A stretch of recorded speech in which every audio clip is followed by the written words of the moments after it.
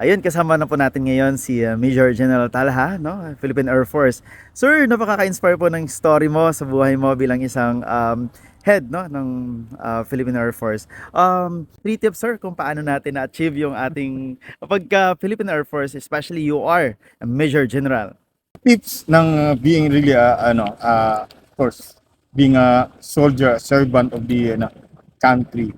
Una talaga is yung dedication mo to serve sa country. The second is lalo sa pagkasundalo, nandun yung natin, yung pagmamahal.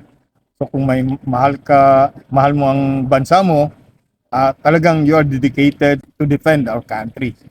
And lastly, and hard work. Yun, hard work ang really ang sikreto. Dahil there is no other ingredients or tools na mo except yun nga, love of your country, your dedication, and your hard work sa trabaho mo.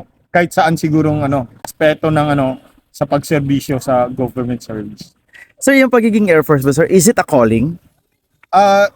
Actually, I was commissioned as Philippine Constabulary. Yes. And after na nagkaroon ng implementation ng PNP law, I opted to remain sa armed forces.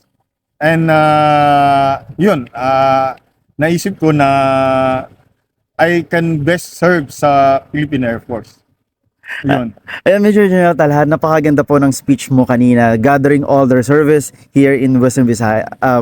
Western Visayas ba to? Visayas, Yes. all of Visayas. And nagrabe ang effect sa kanila. They're all smiling. Congratulations po. Thank you very much.